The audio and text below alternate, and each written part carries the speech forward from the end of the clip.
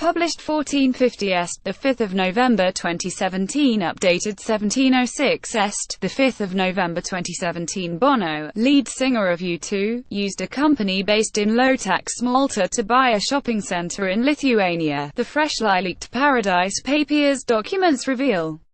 The Ozra Mall was bought for £5.1 million 10 years ago through Maltese firm Nude Estates, of which the rock star was a director. Ownership of the shopping centre was later transferred to a company in low-tax Guernsey, Nude Estates 1. The Paradise Papers have revealed that Bono used a firm based in a tax haven to buy a shopping centre in Lithuania. Maltese firms pay tax at just 5%. In Guernsey there is no tax on company profits. Taking any such profits to Britain or Ireland would however incur tax. A spokesman for Bono told The Guardian Bono was a passive, minority investor in Nude Estates Malta Limited, a company that was legally registered in Malta until it was voluntarily wound up in 2015. Malta is a well-established holding company jurisdiction within the EU. Bono, real name Paul Hewson, has been fawned over by world leaders since he began touring the globe calling for more third world aid and debt relief. Critics have observed that he is a multimillionaire himself who could have paid more in tax to help the poor in the West and overseas if U2 had remained based in their native island. Instead, it had already emerged that much U2 money flows through the Netherlands, where a favorable tax regime reduced payments and maximized profits for the band. But Bono said 2 years ago that the band paid a fortune in tax, and brushed off criticisms of the Dutch branch, saying that it was just some smart people we have working for us trying to be sensible about the way we're taxed. And that's just one of our companies, by the way. There's loads of companies. The Ozra Mall in Utena, just 60 miles north of the Lithuanian capital of Vilnius. The U2 singer pictured this year used Nude Estates, based in Malta, to purchase the Ozra Mall in Utena for £5.1 million, €5.8 million just after it opened in 2007. Bono, 58, has bought himself a villa on the French Riviera, a Manhattan penthouse, and a huge mansion in Dublin for whenever he pops home. He is also famous for always wearing his sunglasses, which he blames on an eye condition. But he has seen himself as the ideal person to lobby Tory and Labour Party conferences about helping the Third World, as well as securing answers on the same subject with Venus President George W. Bush, South African statesman Nelson Mandela, and the sitting UN Secretary-General Ban Ki-moon. Not all fans are impressed by his antics. When Bono performed with his band at the Glastonbury Festival in 2011, protesters raised a giant banner in the crowd with the message "You pay tax too." What are the Paradise Papers?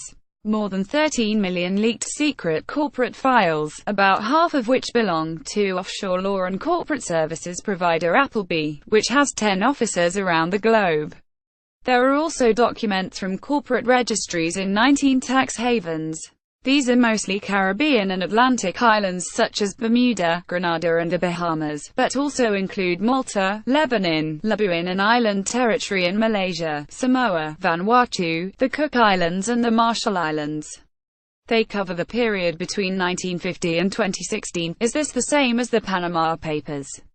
The Panama Papers involved millions of files leaked from Panamanian law firm Mossack Fonseca, showing how some of their clients laundered money, dodged sanctions and avoided tax.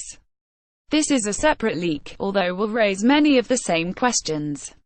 Who got the documents, and how? The German newspaper Süddeutsche Zeitung obtained the files and shared them with 95 other media organizations around the world. In all, 381 journalists in 67 countries have been analyzing the material for 1 year. Süddeutsche Zeitung has not revealed its source. What did the leaks contain?